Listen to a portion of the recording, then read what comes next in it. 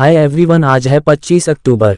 आज current affairs के जितने भी इम्पोर्टेंट क्वेश्चंस होंगे सभी क्वेश्चन को पूरे डिटेल्स में डिस्कस करेंगे। वीडियो में लास्ट तक बने रहें तो चलिए शुरू करते हैं। पहला प्रश्न है, अंतर्राष्ट्रीय बौनापन दिवस, जागरूकता दिवस और अंतर्राष्ट्रीय कलाकार दिवस, ये तीनों दिवस कब मनाया जाता है?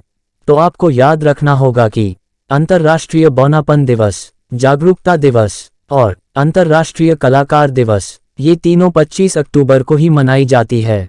अगला प्रश्न है, हाल ही में किसने national cooperative for exports limited का शुभारंभ किया है? तो अभी हाल ही में याद रखना है, अमित शाह ने national cooperative for exports limited का शुभारंभ किया है। NCEL को निर्यात बढ़ाने, किसानों को समृद्ध बनाने, फसल पैटर्न को बदलने, जैविक उत्पादों के लिए वैश्विक बाजार प्रदान करने, जैव ईंधन के लिए वैश्विक बाजार में भारत के लिए स्थान हासिल करने और सहकारी क्षेत्र को मजबूत करने के 6 उद्देश्यों के साथ सहकारी क्षेत्र में लॉन्च किया गया है।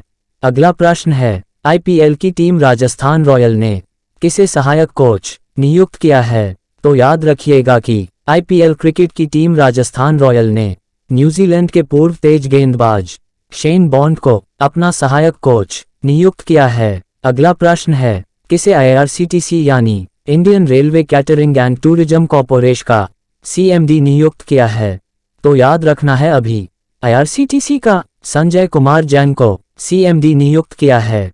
अगला प्रश्न है, किस विश्वविद्यालय ने अंतर्राष्ट्रीय संगीत और नृत्य उत्सव की मेजबानी की है?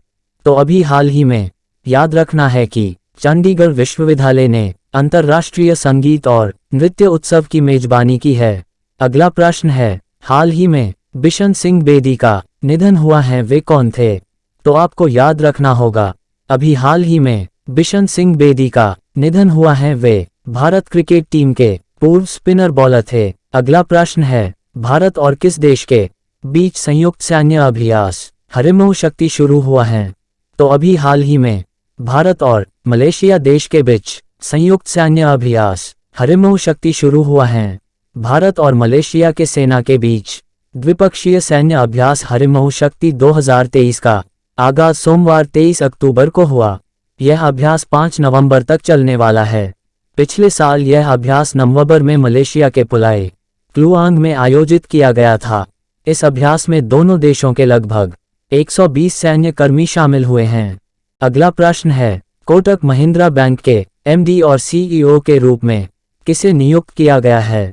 याद रखिएगा, कोटक महिंद्रा बैंक के MD और CEO के रूप में अशोक वासवानी को नियुक्त किया गया है। अगला प्रश्न है, अभी हाल ही में वनडे क्रिकेट में सबसे तेज 2000 रन बनाने वाले खिलाड़ी कौन बने हैं? याद रखना आपको, वनडे क्रिकेट में सबसे तेज 2000 रन बनाने वाले खिलाड़ी भारत क्रिकेट टीम के बल्लेबाज शुभमन गिल बने हैं। शुभमन गिल वनडे में सबसे तेज 2000 रन पूरे करने वाले बल्लेबाज बन गए हैं। वनडे वर्ल्ड कप 2023 में न्यूजीलैंड के खिलाफ धर्मशाला में खेले जा रहे मुकाबले में गिल ने ये रिकॉर्ड अपने नाम किया। अगला प्रश्न है, हाल ही में G20 शिखर सम्मेलन के विषय पर दुर्गा पूजा पंडाल कहाँ बना है? तो अभी G20 शिखर सम्मेलन के विषय पर दुर्गा पूजा पंडाल जो है वो बिहार की राजधानी पटना में बना है। G20 शिखर सम्मेलन की थीम पर आधारित पटना में एक दुर्गा पूजा पंडाल सजाया गया है, जो कि सभी लोगों का ध्यान आकर्षित कर रहा है।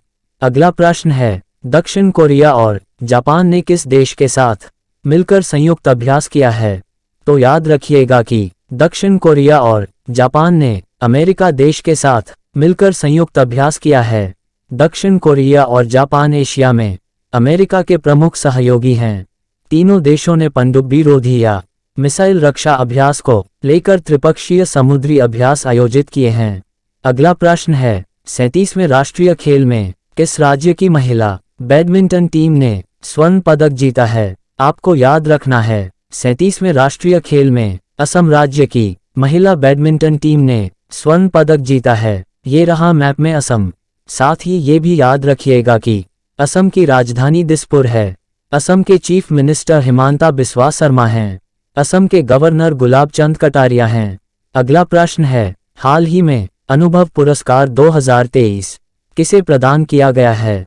तो याद रखिएगा, अनुभव पुरस्कार 2023 जितेंद्र सिंह को प्रदान किया गया है। अगला प्रश्न है, हाल ही में किसे अवार्ड फॉर ग्लोबल लीडरशिप से सम्मानित किया गया है? तो अभी DY चंद्रचूड़ को अवार्ड फॉर ग्लोबल लीडरशिप से सम्मानित किया गया है।